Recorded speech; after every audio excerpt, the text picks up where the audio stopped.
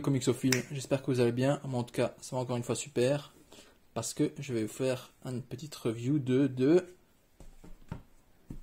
Thor by Walter Simonson, l'Omnibus. Comme vous avez pu le voir, c'est un volume assez conséquent. Je vais tout de suite vous montrer la dust jacket. Donc ici, pour ce qui est de la cover, c'est du Simonson tout craché. Pour la tranche, ma foi, classique. Marvel Omnibus. Ici, c'est encore une fois une image mythique de Monsieur Simonson, si je ne me trompe pas. Un gros focus sur la barbe, vous allez découvrir pourquoi par la suite. Et il y a aussi du Monsieur Buscema, j'espère que ça se dit comme ça. Et lui, il fait surtout les drawings. L'histoire est complètement de Monsieur Simonson. Ici, on voit toutes les issues qu'il contient. Je vais essayer de vous faire voir un peu de plus près. Donc voilà. Donc, comme vous pouvez le voir, il y a essentiellement comment dire ça, juste la cover, l'image de la cover. Il n'y a pas tous les détails avec le prix, etc. Comme on voit d'habitude sur le bac des omnibus. On peut le voir ici. On va voir un petit Thor en mode grenouille, assez sympa. Voilà, pour ceux que ça intéresse, il coûte 125 $ et il collecte toutes ces issues. Thor 337 à 355 et de 357 à 369, ainsi que 371 à 382 et Balder the Brave 1 à 4. Il faut aussi savoir que j'avais lu précédemment l'omnibus X-Men Mutant Massacre, et il faut dire qu'il y a quelques issues de Thor qui se trouvent à l'intérieur. Bon, pas des mal, je crois qu'il y en a juste 3-4. Mais voilà, juste pour info. Donc on fait le petit effeuillage, comme d'habitude. Hop hop hop, ça arrive. Voilà. Donc comme vous pouvez le voir, l'hardcover, ce n'est ni plus ni moins que la dust jacket. Voilà, ils ont fait un copier-coller. Rien de très fantasy, allons-nous dire. Donc pour l'intérieur de la dust jacket, ici, on voit les petits mots des créateurs, Monsieur Buscema, Monsieur Simonson. Et ici, vous avez remarqué qu'il y a le marteau de Thor Mjolnir et un autre marteau. Et je vais vous montrer tout de suite à qui il appartient. Enfin, tout de suite. On va déjà commencer la revue, mais par contre, voilà, je vais juste vous montrer l'arrière. L'arrière, c'est le seul élément qui est différent de la dust jacket. Et comme je vous ai dit, je vais vous montrer tout de suite à qui appartient le deuxième marteau. Il se trouve ici, et il appartient à je vais vous montrer ça par la suite, mais c'est un autre. Bon, je ne vais pas attendre, il s'appelle Beta Ray Bill. Et je vais vous montrer tout de suite de qui il s'agit, parce que cet omnibus commence directement par l'histoire de ce monsieur. Donc là, allez, craquons-le gentiment. Voilà, comme vous avez pu le voir, il y a des dessins assez sympas. Bon, je dois vous avouer qu'au début, j'étais pas forcément très fan du dessin qui est assez, comment dirais-je, assez enfantin. Les traits sont assez grossiers, on dirait que c'est brouillon, mais c'est un style. Je sais qu'il y en a beaucoup qui aiment Monsieur Simonson pour ses dessins. Moi, c'était pas trop ma tasse de thé, mais j'ai appris à faire avec, on va dire déjà, et à l'apprécier à sa juste valeur. Mais bon, voilà, j'ai eu un peu de mal au début à me plonger dedans. Surtout ça commence de manière assez pas assez lourde, mais voilà, il m'a fallu un petit temps d'adaptation. Ici, comme vous pouvez le voir, Thor n'a pas de barbe. Je vais vous montrer, enfin je vais vous lire par la suite pourquoi il va avoir une barbe par la suite. Donc ici, comme vous pouvez le constater, c'est Monsieur Beta Ray Bill. Alors en vrai, il ressemble pas du tout à ça, hein. C'est pas son physique initial, enfin son physique d'origine. En fait, pour la petite histoire, il a été, comment dirais-je, il a été modifié génétiquement pour devenir un guerrier. Et bon, son visage a été malencontreusement modifié à cause de ceci. Mais bon, déjà, voilà, vous voyez qu'il balance Thor d'une certaine aisance, avec une certaine aisance, on va dire. Mais bon, on voit par la suite que, voilà, de toute façon, ils vont se... Voilà, donc ici, vous voyez Beta Reveal et Thor en mode... tous les deux en mode Mighty, on va appeler ça comme ça. Ici, vous pouvez voir, ce n'est ni plus ni moins que Thor qui fait appel à son père Odin. En fait, il est dans son apparat d'humain. En fait, il se balade avec une canne. Voilà, c'est Thor, mais en mode humain. Et on va dire que il se balade tout le temps avec une canne et qu'il peut changer en tapant sur le sol. Il se retransforme en Thor. Voilà. Ici, vous pouvez voir que Beta Reveal a entre-temps volé le marteau à Thor et qui va se diriger vers Asgard. Pourquoi fait-il ça? En fait, le but de Beta Reveal n'est autre que de protéger son peuple. En fait, son peuple habite dans des vaisseaux qui dérivent à travers l'espace, et son rôle à lui, justement, est de protéger son peuple. Et il va rencontrer Thor, au passage, et ils vont se combattre tous les deux. Donc là, vous voyez, bon, je ne vais pas vous montrer... Voilà, ils sont tous les deux envoyés dans un monde chaotique, et ils se battent l'un contre l'autre, et on voit que au final, Beta Reveal, même en mode normal, on va appeler ça, arrive à battre Thor, qui lui est avec son marteau Mjolnir, mais apparemment il ne fait pas le poids. Et Odin va être tellement impressionné par la bravoure et le courage de ce monsieur qu'ils vont carrément lui forger un deuxième marteau similaire à Mjolnir. Enfin, similaire. En termes de pouvoir, j'entends bien sûr. Voilà, ici. Image mythique. Avec Beta Reveal qui tient son marteau, qui vient tout juste d'être forgé sur Asgard. Voilà, ici on voit que c'est en fait le visage naturel, enfin d'origine, de ce monsieur. Et comme je vous ai dit auparavant, Thor, il avait aussi, quand il était sur Terre, une canne qui, quand il tapait sur le sol, le retransformait en Mighty Thor. Et là, en fait, Odin lui a transféré le pouvoir, enfin, on va appeler ça plutôt une malédiction, mais ils l'ont passé à Beta Reveal. Et on voit Beta Reveal ici qui se retrouve lui-même de nouveau. Il est très content parce qu'il faisait peur à pas mal de monde avec cette tête. Voilà, on dirait un cheval qui n'a pas de joue. Une tête de cheval qui n'a pas de joue. Voilà, on va pas parler du look de Thor non plus en mode humain avec la super coupe de cheveux et les super grosses lunettes. Bon, ça c'est encore autre chose. Bon, on voit qu'il va il va avoir pas mal d'ennemis de toute façon sur Terre, encore une fois. On va dire qu'il y a pas mal de choses qui se passent sur Terre.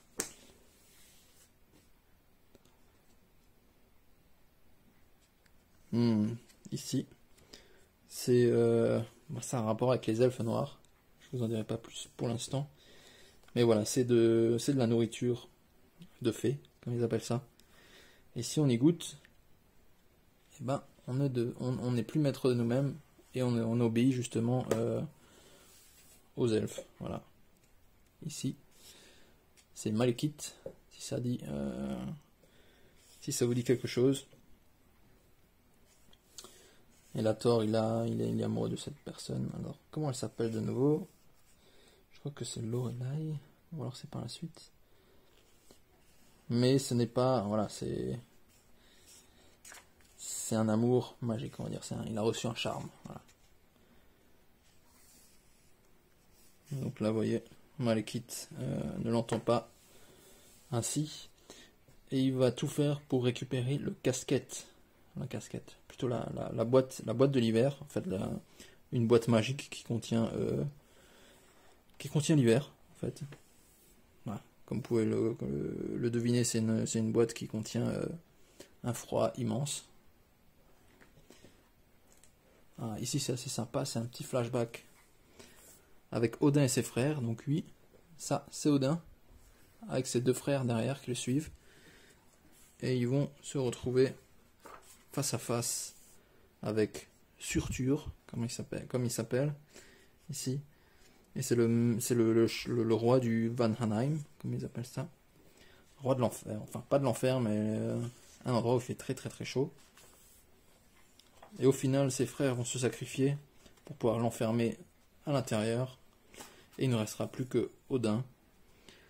Et Odin, justement, voilà, il va se retrouver être le roi de Asgard par la suite.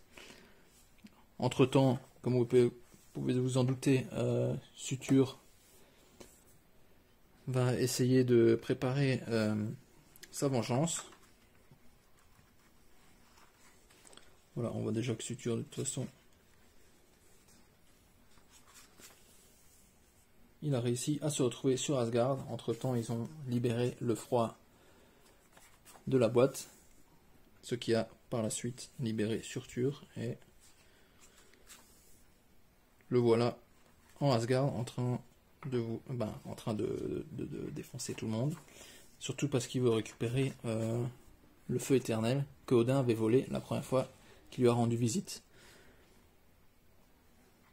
Et ce feu éternel, justement, si son épée la touche, il pourra détruire tous les 9 mondes. Donc les 9 mondes, c'est Midgard, la Terre, Vanheim, même sa planète à lui, Asgard, enfin il y a 9 mondes. Voilà. Si vous avez vu les Thor qui sont sortis au cinéma, vous savez qu'au final, Asgard veille sur 9 mondes. Voilà. Petit bêta rebuild de profil. Comme je vous ai dit, hein, on dirait un cheval sans joue. Voilà, on voit Surtur qui se rapproche de la flamme éternelle. Et Odin qui a été enfermé dans le froid éternel. On appelle ça. Voilà, Surtur est très content. Hein, mais il va encore être. Comment ça ? Je vais vous montrer si j'arrive. Voilà, il essaie d'allumer la flamme, enfin d'allumer son épée avec la flamme éternelle, mais ce n'est qu'un leurre parce que Monsieur Loki est de la partie.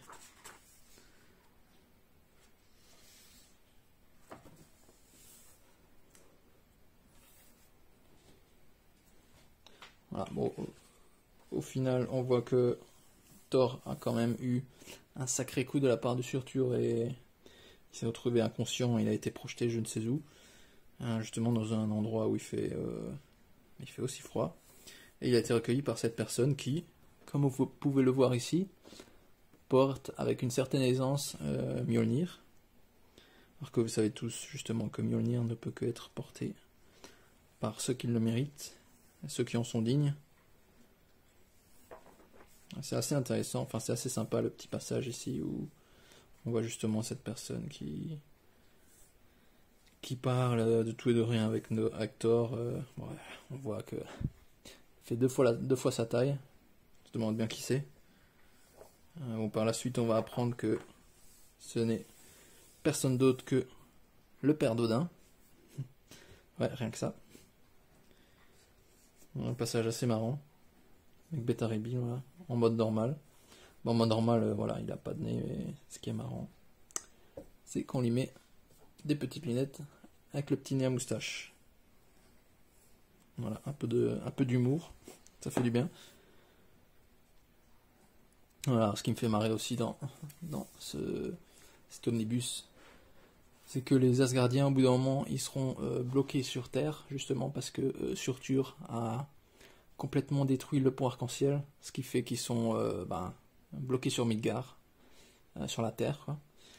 Et voilà, le rêve américain. Ils vont se retrouver à eh ben, à se jeter un peu partout, à regarder ce qui se passe et à voir que, waouh, mais les humains, qu'est-ce qu'ils ont? Ils ont des super mitraillettes, ils ont des armes à feu. Et pourquoi nous on utilise que des épées et des haches?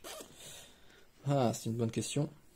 Du coup, ben, ils vont se ramener sur Asgard avec des mitraillettes et des fusils. Voilà, c'est tout à fait américain. Bon, ça c'est chacun son opinion. Là, on voit voilà que Thor arrive et qui va de nouveau les ramener sur Asgard. Voilà. Avec l'aide de Beta Ray Bill, ils vont tous les deux ouvrir un portail temporel parce que Mjolnir, enfin les deux marteaux qui tiennent, peuvent créer des ponts temporels. Et on les voit, voilà, ils retournent tous sur Terre. Enfin, ils partent de la Terre et ils retournent tous sur Asgard. Ah voilà, et ça c'est un petit passage avec Balder the Brave. Voilà, là c'est le moment où voilà, Thor veut aller chez Hela, dans le royaume dans l'enfer, en enfer quoi, pour justement récupérer les âmes des humains qui ont mangé de la nourriture de fées. Qui, voilà, comme je l'ai dit auparavant, ils ne sont plus maîtres d'eux-mêmes, mais l'un des autres points négatifs du fait de manger de la nourriture de fées, c'est que ils perdent leur âme et que leur âme va directement en enfer, chez Hela. Donc Thor se dirige là-bas pour les récupérer. Et entre-temps, on a un petit intermède avec une histoire assez sympa sur Balder. Ouh, là c'est... Vraiment, je vais vous montrer plus tard. Sur Balder the Brave, voilà. C'est ici lui-même. Pourquoi? Ben parce que vous verrez par la suite qu'il y aura... qu'il va devenir un personnage assez important. Au début, je me suis dit, mais pourquoi ils font ça? Voilà, Balder the Brave, voilà, c'est... Ben, le seul fait important qu'il a fait dans le passé, c'était d'aller chez Hela, justement, et d'en sortir vivant. Bon, voilà. Voilà, armure très shiny. Comme vous pouvez le voir, c'est le deuxième personnage justement qui se trouve sur la Dust et sur la hardcover. Ici, c'est Balder. Comme je vous ai dit, ça va devenir un personnage assez important.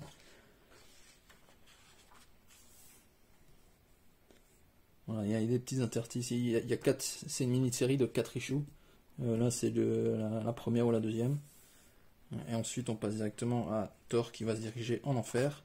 Voilà, je vous passe les petits moments tragiques et tout ça. Et je vous fais arriver directement là où Thor se bat avec Hela. Alors, est-ce qu'on va avoir droit à une pause de Hela? Bon voilà, Hela en vert. Voilà. Thor qui est en mode voilà, camouflé. En fait, il veut pas se faire toucher par Hela parce que voilà, ça s'appelle le toucher de la mort. S'il arrive à le toucher avec la main. Et justement, c'est ce qu'elle va faire sur le panneau ici. Et voilà, il va être complètement défiguré. Bon, comme vous pouvez le voir, elle a aussi défiguré, mais la cape la maintient, évite qu'elle ne se décompose complètement. C'est pour ça que à ce moment-là, Thor lui enlève. Et là, elle se sent vraiment pas bien. Donc là, vous voyez que Thor, il s'est pris un sacré coup. Et pendant un bon bout de temps, voilà, ils essaient de jouer avec les ombres. Et on va jamais voir les dégâts que ça fait sur son visage, ce qui est assez frustrant. Parce que par la suite, il va, voilà, comme vous voyez ici, il va porter un bandeau. Pour éviter qu'on voit les dégâts qu'il a causés. Bon, au final, il va réussir à récupérer les âmes des humains. Voilà, ils sont ici. Les âmes des humains. Voilà, c'est le chien qui garde l'enfer. Ce chien, il faut savoir qu'il laisse rentrer très facilement, mais ne laisse plus ressortir. Bon, là, il s'est frotté à plus fort que lui, donc il n'a pas trop eu le choix. Donc là, c'est encore le passage avec Balder. En fait, Balder, ça c'est sympa parce qu'il va se retrouver avec les géants de glace. Voilà, Balder de Warrior. Ça, c'est l'issue numéro 3. Voilà. Vous voyez, là, c'est les géants de glace qu'on appelle ça. Parce que plus il fait froid, plus ils vont commencer à grandir, à être puissants. C'est pour ça qu'on les appelle ainsi. Et ce qui est assez sympa, c'est que Balder va se découvrir un pouvoir assez intéressant. Bon, comme vous pouvez le voir, un Balder parle aux animaux, c'est aussi l'un de ses pouvoirs. C'est assez puissant, je dois dire. Voilà, ça c'est Carnia. C'est une sorcière en fait. Voilà, et ça c'est le dernier issue de Balder, voilà, comme vous voyez. Ça c'est le nouveau pouvoir qui s'est découvert. En fait, il ne fait rien d'autre que de briller comme un soleil. Et là, je vais peut-être vous montrer le passage, si j'arrive à le trouver. Justement. Voilà, c'était ça. C'était ici, je crois bien. Là, il est encore tout petit, vous voyez. Comparé au géant de glace. Et là, il va se mettre à briller comme le soleil. Et il va faire fondre leur château qui est fait de quoi? De glace, bien sûr. Et il va aussi les faire devenir tout petits parce qu'il va faire super chaud. Du coup voilà, c'est eux qui deviennent les géants. Enfin, ils n'ont pas changé de taille, c'est plus les géants de glace qui se sont rapetissés. Bon, là on retourne sur Thor. Voilà, on voit il s'est fait complètement défoncer par Curse. Il s'appelle Curse.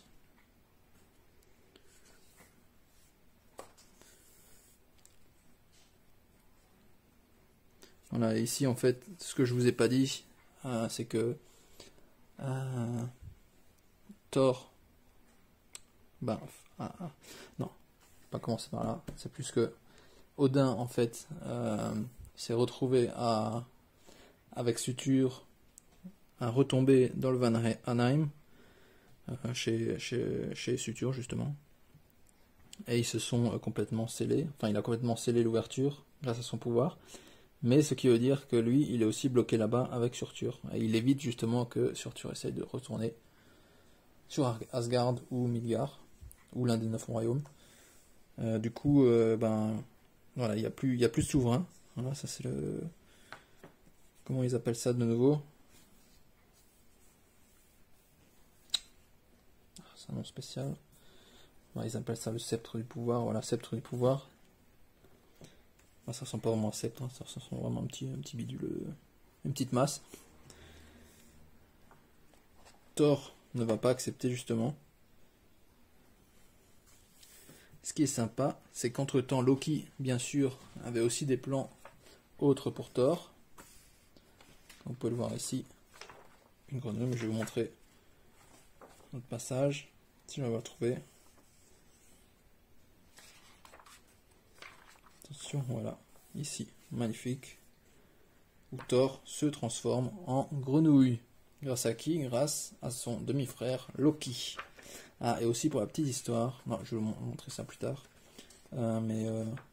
Hela n'est pas la fille d'Odin comme décrit dans les films Marvel. Hela en fait est la fille de Loki. Bon, c'est moins glamour, hein. Ça change un peu la donne. Mais bon, voilà, il y a beaucoup de différences quand même comparé au film Marvel. Donc là, encore une fois, Beta Ray Bill, hein. Un peu ragoûtant. Voilà, et Thor, voilà, il va avoir une petite aventure en mode grenouille, assez sympa, assez rigolote. Ce passage là aussi, il est très marrant. Voilà, il est poursuivi par plein de rats, c'est le Ganguera en fait, qui cherche à chasser les grenouilles de leur territoire. Et il va essayer de soulever le marteau. Et là, hop, il y arrive. Et chut, vous allez vous retrouver avec une grenouille avec une taille humaine, portant le marteau. Ben, son marteau en fait, portant Mjolnir à bout de bras. Mais voilà, comme vous voyez, il a retrouvé sa taille normale, mais en mode grenouille.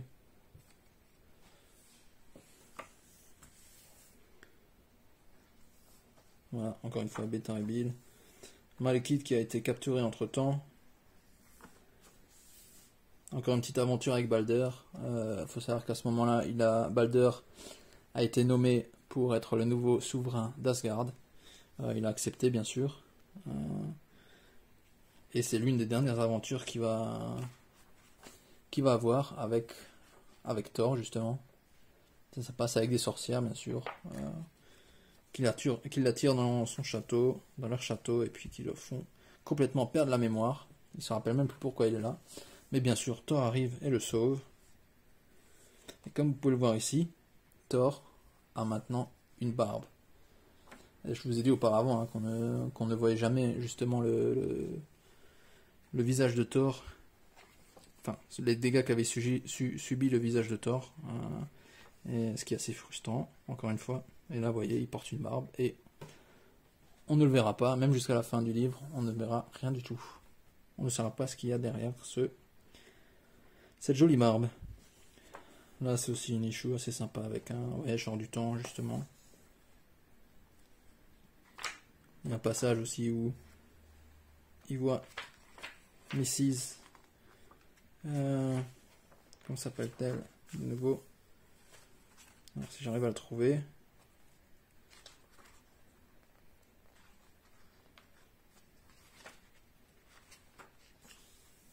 Voilà, ici c'est Jane Foster.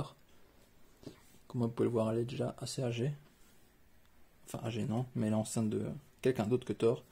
Et là, en fait, on voit que Thor, il pète les plombs parce qu'elle est morte. Voilà, jolie barbe. Mais ne vous inquiétez pas, par la suite, il va encore modifier le temps grâce à son marteau et à l'aide de ce personnage-ci. Ce qui s'appelle de la triche au passage, mais bon, ça, passons. Ils aiment bien voyager dans le temps chez Marvel. Et là, c'est sympa parce que Ella va encore vouloir se venger et elle va envoyer une malédiction sur Thor qui va faire que lui, super, super dégaine, j'adore. Très old school. Voilà, Ella va lui lancer une malédiction qui va faire que Thor va avoir les os qui se cassent comme les humains et qui ne se réparent jamais. En gros, elle va le rendre immortel mais cassable, si on peut dire ainsi. Là, c'est sympa aussi, c'est les petits issues qui sont aussi présents dans l'omnibus Mutant Massacre avec les X-Men. Donc il y a un petit crossover avec les X-Men. Et voilà, là ici en fait il a eu son bras qui est cassé. Il va demander à Tony Stark justement de créer un petit bras artificiel pour l'aider à gérer ce bras là. Donc vous allez voir. Et elle est très contente. Son père vient aussi la féliciter entre guillemets ou la narguer un peu. Donc là il y a tout un passage où Thor rencontre plein d'ennemis qu'il avait déjà vaincus. Absorbing Man, très puissant comme gars. Voilà, là en plus c'est encore pire parce qu'il a touché son marteau. Donc il est devenu de la même matière que le marteau de Thor. Il s'appelle du métal Uru, comme vous voulez. Uru. Voilà, c'est encore la petite partie avec Mutant Massacre, où c'est encore un elfe noir guerrier qui vient se venger. Là, c'est Loki qui, entre-temps, a réussi à rendre le froid sur la Terre des Géants, parce qu'après, une fois le passage de Balder, il y avait plus trop de... Il faisait un peu trop chaud là-bas. Et Loki n'a rien trouvé de mieux que de capturer Iceman, des X-Men, pour voler son froid, utiliser justement son pouvoir du froid, et envoyer ça dans le pays des géants. Du coup, les géants sont devenus de nouveau assez balèzes. Par contre, ils envoient à Loki parce que Loki a arrêté de leur produire du froid. Mais bon, il faut aussi se dire que Iceman a aussi ses limites. Voilà, au final, Thor va arriver. Entre temps, il s'est fait une jolie armure. Attendez, je vais peut-être vous montrer le passage où il se la met. Voilà, ici. Il se met l'armure ici. Très sympa. Là, on va dire qu'il risque plus grand chose au niveau cassage d'eau. Là, c'est une issue assez sympa aussi parce qu'il rencontre l'un des fils de Loki, encore une fois. Donc, et là, sa fille, ici, c'est le fils de Loki. Ce n'est rien d'autre que. Ce n'est personne d'autre, que le serpent monde. Voilà, comme vous voyez, il est censé faire le tour de la Terre. Et voilà, c'est la prophétie en fait qui va se produire. Et on voit, voilà, ici c'est un. Bon là voilà, Thor donne tout ce qu'il a. Cette issue est assez sympa parce que c'est vraiment des panels qui font toute une page entière à chaque fois. C'est vraiment très sympa. Ici, ouais, la grosse tête de Thor avec sa barbe. Bon, au final, ce qui va se passer, c'est que voilà, ils vont tous les deux se foncer dedans. Le serpent monde va être détruit, mais Thor va finir en bouillie. C'est exactement comme ça qu'ils le décrivent. Il se trouve embouilli dans une coquille dure. C'est comme, voilà, c'est comme une fourmi, si vous voulez. Ses os sont à l'extérieur, à l'intérieur c'est tout mou. Bon là c'est vraiment la charpie et c'est marrant parce qu'au final ils vont lui mettre les géants de glace, ils vont lui mettre un petit bandeau ici au niveau du visage pour que la gelée justement ne s'échappe pas. Là Balder entre temps ils ont suivi une petite attaque encore de Loki. Un passage très sympa. Loki fait venir justement le Destroyer qui a été créé par Odin. Et Thor va le tourner à son avantage. Bon là comme vous voyez, Thor apparemment il est retourné, il a retrouvé sa chair. Non, c'est faux parce que tout ça se passe dans le monde astral. Voilà. Ils sont l'un en face de l'autre. Et tout se passe dans le monde des esprits, si on peut appeler ça comme ça. Et au final, Thor va prendre la possession du Destroyer. Et il va devenir super puissant. Voilà, et là, jolie image de là. Il va devenir super puissant, comme vous pouvez le voir là. Il va rentrer en enfer avec une aisance assez effrayante. Et il va essayer de faire en sorte que Hela lui rende son corps.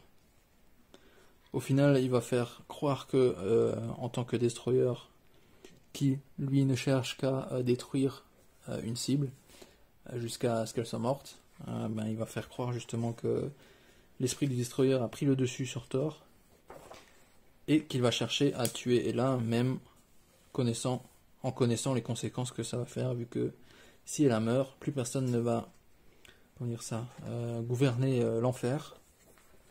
Et là, ce sera le bordel total, comme on peut dire. Bon, au final, Hela a eu très peur. Elle a peur de sa vie et elle va lui rendre sa chair. Elle va lui enlever la malédiction.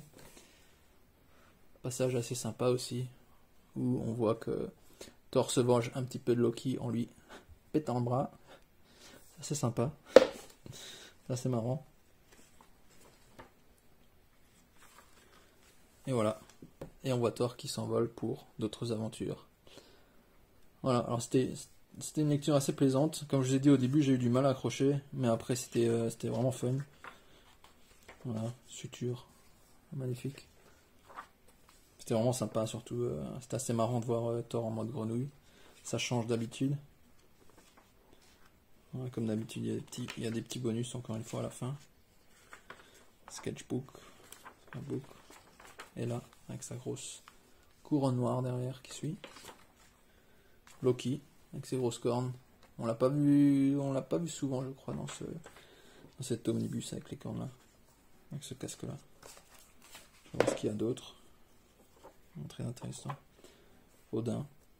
Bon, comme je vous ai dit, Odin, on ne sait pas s'il est mort, s'il est encore vivant. Tout ce qu'on sait, c'est qu'il s'est sacrifié pour protéger Asgard. Et que maintenant, c'est Balder the Brave qui le gouverne. Et Thor, bien sûr, il va toujours vers d'autres aventures. Voilà, c'est tout pour l'omnibus. Comme je dis, c'était assez sympa, c'était très divertissant. Mais j'ai vite accroché. Même si au début c'était pas évident. J'ai bien aimé cette lecture. Voilà, j'espère que ça vous a plu. N'hésitez pas à pousser le pouce, à mettre un petit pouce, à vous abonner. Et surtout, n'oubliez pas de lire. Allez, ciao ciao.